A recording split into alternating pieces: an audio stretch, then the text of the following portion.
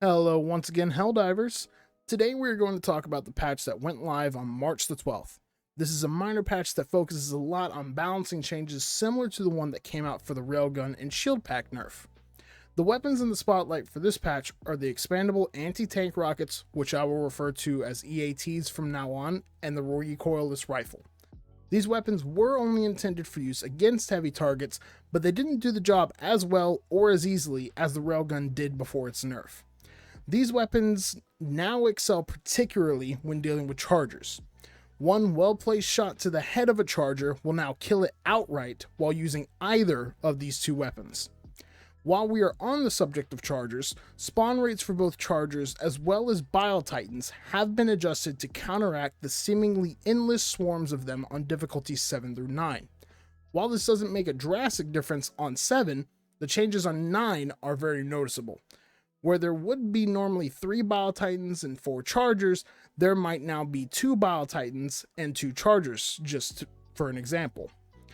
These enemies are still numerous and still need specific equipment to bring them down, but they're hopefully not going to be as overwhelming as they were before the spawn rates were brought down. The specific thing that was changed about the Chargers was that the health amount on their head was adjusted, meaning that railgun shots or other weapons that now pierce a charger's armor might be able to bring it down significantly easier. There was also a change made for the electronic countermeasures operation modifier, which made it to where any potential stratagems that you called in would be randomized. This was a very annoying modifier to have to work around, since it seemed like the actual chance of getting what you want to call in was essentially slim to none.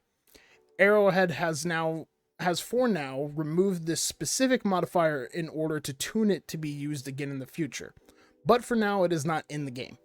To me, the only thing that seriously needs to change with this modifier is the percentage chance that you have for your stratagem to be scrambled needs to either be lower, or it should temporarily scramble the code for your stratagem, meaning you will have to either know the code for it by heart or wait until the scramble stops to see the code.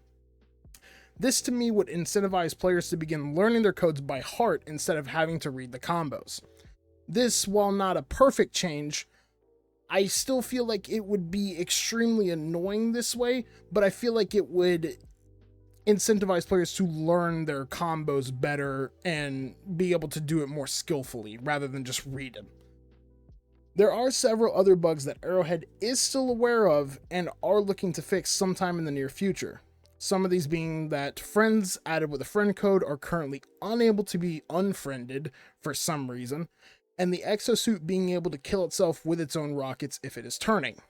This one in particular, I have personally experienced and know how upsetting it can be, especially if you wait for a good opportunity to call down a mech walker and get it just for it to instantaneously die for seemingly no explanation, and it turns out it's by your own rocket killing yourself.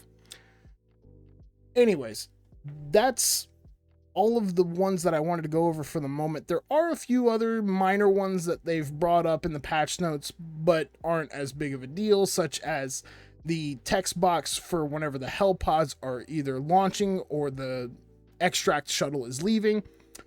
The text channel box would be cut off by the cinematic letterboxing on the bottom. They are aware of that as well, but I'm not exactly sure when that might be fixed as well. Remember, also coming up, there will soon be the new Warbond Cutting Edge on the 14th of March, which should be when this video is released. This is a premium Warbond, meaning that it will likely cost the same amount of super credits to get as the Steeled Veterans Warbond does, around 1,000 super credits. I have no way to verify if this is true beyond the shadow of a doubt, but if I had to guess, the pricing model would still be the same. Anyways, that's all the news I have for you guys today.